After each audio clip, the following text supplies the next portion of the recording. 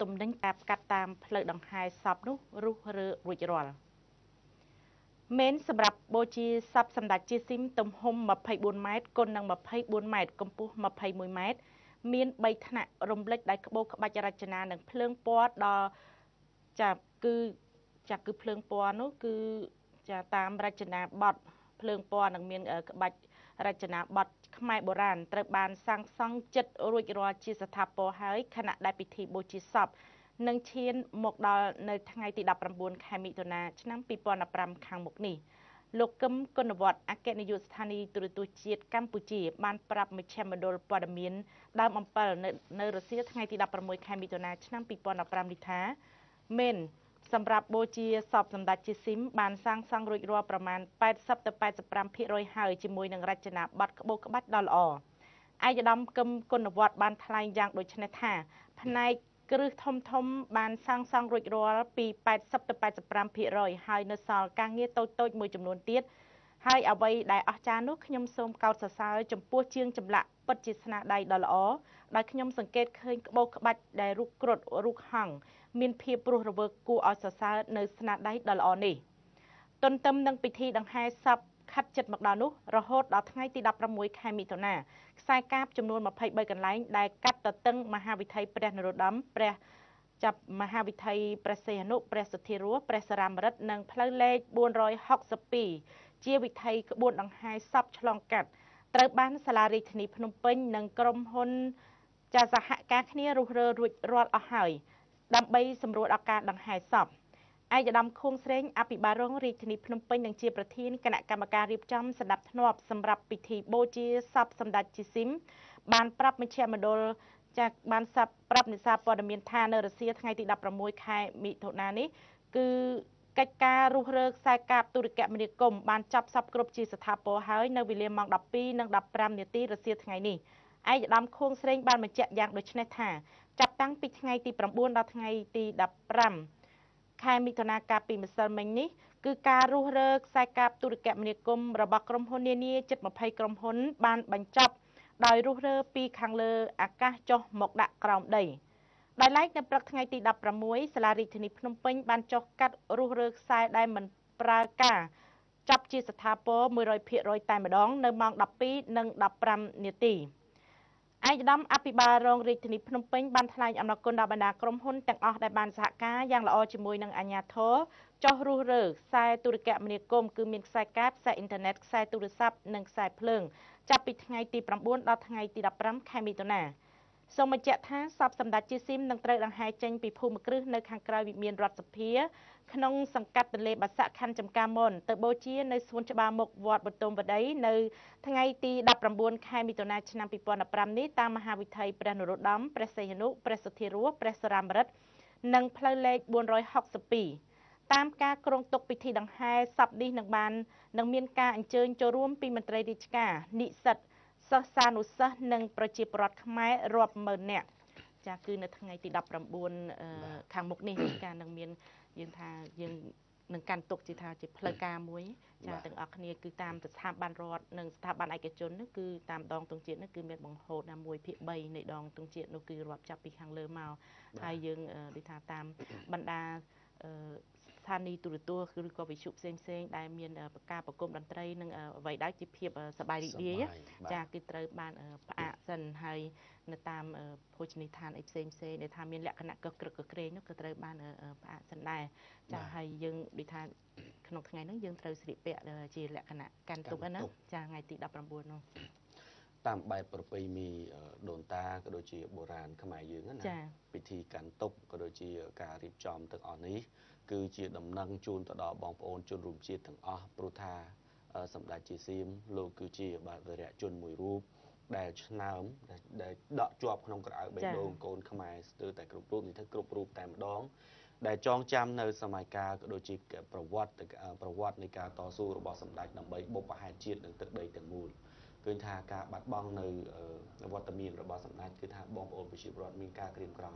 បាទនឹងចូលរួមរំលែកទុកជាច្រើននៅតាមស្ថាប័នរដ្ឋនិងឯកជនមួយចំនួនក៏ដូចជាតាមបណ្ដាខេត្តក៏រៀបចំនៅកម្រងផ្កាបាទរៀបចំនៅកម្រងផ្កាការគោរពនៅការកាន់ទុកឬការអ និច្ចកម្មក៏ដូចជាការបាត់បង់នៅវត្តមានរបស់សម្ដេចជាស៊ីមដែលជាប្រធានព្រឹទ្ធសភានៃប្រជាជនកម្ពុជាហើយថ្ងៃទី19គឺជាថ្ងៃផ្លូវការសម្រាប់រៀបចំពិធីបូជាសពតែម្ដងបាទអរគុណហើយជាបន្តសូមជូនព័ត៌មានថ្មីមួយទៀតគឺសហភាពអឺរ៉ុបគាំទ្រចំពោះកម្ពុជាដែលបង្កើតច្បាប់អង្គការនិងសង្គមស៊ីវិលសម្ដេចអគ្គមហាសេនាបតីតេជោហ៊ុនសែននាយករដ្ឋមន្ត្រីនៃព្រះរាជាណាចក្រកម្ពុជានៅព្រឹកថ្ងៃទី16ខែមិថុនាឆ្នាំ2015នេះបានទទួលជួបជាមួយនឹងអាយដាមFrankfurt-Gotang ឯកអគ្គរដ្ឋទូតសហភាពអឺរ៉ុបដែលអាយដាមបានបញ្ចប់អាណត្តិបេសកកម្មការទូតនៅកម្ពុជាជំនួបដែលធ្វើឡើងនៅវិមានសន្តិភាពនីតិស្តីការនាយករដ្ឋមន្ត្រីនេះអាយដាមក៏បានជម្រាបជូនសម្ដេចថាអាយដាមមកកម្ពុជាក្នុងរយៈពេល20ឆ្នាំមុនហើយនឹងពេល3ឆ្នាំចុងក្រោយនេះគឺបានបំពេញបេសកកម្មកម្ពុជាដែលអាយដាមមើលឃើញថាប្រទេសកម្ពុជាមានការរីកចម្រើនទៅលើគ្រប់វិស័យរួមទាំងវិស័យនយោបាយនិងលទ្ធិប្រជាធិបតេយ្យនៅកម្ពុជាជាពិសេសនៅចុងក្រោយនេះគឺថាវប្បធម៌សន្តិនិកគឺមានភាពល្អប្រសើរនៅក្នុងប្រទេសកម្ពុជាទាំងមូល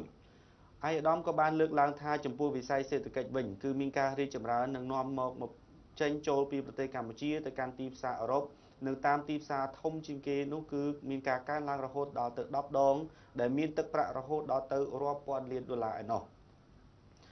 អាយដាមបានគូបញ្ជាក់ផងដែរថាសហភាពអឺរ៉ុបក៏បានរួមការងារជាមួយនឹងរដ្ឋាភិបាលកម្ពុជាជាច្រើនទន្ទឹមនឹងនេះអាយដាមក៏បានមានភាពសប្បាយរីករាយនឹងមើលឃើញអំពីវប្បធម៌សន្តិនិករវាងគណៈបកនយោបាយទាំងពីរដែលធ្វើឲ្យលទ្ធិប្រជាធិបតេយ្យកាន់តែល្អប្រសើរហើយអាយដាមក៏បានបញ្ជាក់ទៀតថាសារនិងនយោបាយឈ្នះឈ្នះរបស់សម្ដេចតេជោហ៊ុនសែននាយករដ្ឋមន្ត្រីទើបធ្វើឲ្យប្រទេសកម្ពុជាមានការរីកចម្រើននៅផ្នែកនយោបាយនិងលទ្ធិប្រជាធិបតេយ្យជាការឆ្លើយតបសម្ដេចតេជោនាយករដ្ឋមន្ត្រីនៃព្រះរាជាណាចក្រកម្ពុជាបានមានប្រសាសន៍ថាអ្វីដែលសម្ដេចចង់ឃើញនិងចង់បណ្ដាក់ទុនពីសហភាពនិងសមាជិកអឺរ៉ុបផ្សេងៗទៀតគឺបន្តឲ្យមានការរីកចម្រើននាំចេញពីប្រទេសកម្ពុជាទៅកាន់ទីផ្សារអឺរ៉ុបសម្ដេចក៏បានមានប្រសាសន៍បន្តទៀតថាក្នុងបេសកកម្មរបស់អាយដាមគឺឯកអគ្គរដ្ឋទូតនៃសហភាពអឺរ៉ុបនោះគឺដើរតួយ៉ាងសំខាន់ក្នុងការពង្រឹងទំនាក់ទំនងទ្វេភាគីរវាងកម្ពុជានិងសហភាពអឺរ៉ុបដោយឡែកតាក់ទងអំពីច្បាប់អង្គការនិងសង្គមស៊ីវិលអាយដាមឯកអគ្គរដ្ឋទូតសហភាពអឺរ៉ុបក៏បានលើកឡើងថាដោយសារតែកម្ពុជាជាប្រទេសឯករាជ្យកម្ពុជាបានសម្រេចនៅច្បាប់អង្គការនិងសង្គមស៊ីវិលដែលគ្រប់គ្រងអង្គការនិងសង្គមស៊ីវិលស្របច្បាប់នៅកម្ពុជាហើយអាយដាមក៏បានសម្ដែងនៅការគ្រប់គ្រងចំពោះកម្ពុជាដែលបង្កើតនៅច្បាប់អង្គការនិងសង្គមស៊ីវិលនេះឡើងសម្ដេចតេជោក៏បានមានប្រសាសន៍បន្តទៀតថាកម្ពុជាព្រៀងនឹងរៀបចំច្បាប់នៅសង្គមស៊ីវិលនិងអង្គការព្រមទាំងចាប់តាំងពីឆ្នាំ1995មកម្លេះហើយក៏មានការរៀបចំជាបន្តបន្ទាប់រហូតមកដល់ពេលចុងក្រោយនេះគឺមានការប្រជុំគណៈរដ្ឋមន្ត្រីដើម្បីកែលម្អនៅច្បាប់ជាច្រើនដូច្នេះគឺភាពចាំបាច់ទី1នោះគឺរដ្ឋធម្មនុញ្ញដោយសារតែរដ្ឋធម្មនុញ្ញនៃកម្ពុជានឹងមានការកំណត់និងទី2គឺចាំបាច់ត្រូវតែសម្រាប់គម្រោងនៃការគ្រប់គ្រងច្បាប់អង្គការក្រៅរដ្ឋាភិបាលដើម្បីធ្វើយ៉ាងណាដើម្បីឲ្យអង្គការទាំងឡាយនៅកម្ពុជាមានការគ្រប់គ្រងដោយច្បាប់បាទអរគុណនេះគឺជាជំនួបពិភាក្សារវាងអាដាមFrankfurt-Gotang ដែលជាឯកអគ្គរដ្ឋទូតនៃសហភាពអឺរ៉ុបសហភាពអឺរ៉ុបដែលបានចូលជួបសម្ដែងការគូសោមជាមួយនឹងសម្ដេចតេជោមុននឹងជម្រាបលាបានឃើញថាលោកបានបំពេញបេសកកម្មនៅកម្ពុជានឹងអស់រយៈកាលច្រើនឆ្នាំមកហើយអញ្ចឹងលោកបានតាមដានឃើញថានយោបាយនៅក្នុងប្រទេសកម្ពុជាលោកបានសរសើរទៅលើបាទគោលនយោបាយឈ្នះឈ្នះរបស់សម្ដេចដែលធ្វើឲ្យប្រទេសកម្ពុជាមានការរីកចម្រើនទៅលើគ្រប់វិស័យអញ្ចឹងហើយបានជាលោកគ្រប់គ្រងចំពោះគោលនយោបាយមួយដែលបង្កើតច្បាប់និងពាក់ព័ន្ធទៅនឹងអង្គការនិងសង្គមស៊ីវិលហើយធ្វើយ៉ាងណាឲ្យអង្គការជាដៃគូជាមួយរដ្ឋាភិបាលចូលរួមក្នុងការអភិវឌ្ឍប្រទេសជាតិហើយមានការគ្រប់គ្រងដោយច្បាប់បាទអញ្ចឹងថាច្បាប់ជាប្រទេសកម្ពុជាគឺជាប្រទេសនីតិរដ្ឋអញ្ចឹងរាល់អង្គការទាំងឡាយដែលមកថាចូលរួមក្នុងការអភិវឌ្ឍប្រទេសនោះទោះបីជាក្រៅរដ្ឋាភិបាលក៏ដោយប៉ុន្តែក៏ត្រូវបានគ្រប់គ្រងទៅដោយច្បាប់ដែរបាទអរគុណនេះគឺជាព័ត៌មានដ៏ល្អហើយបងប្អូនប្រជាពលរដ្ឋបាន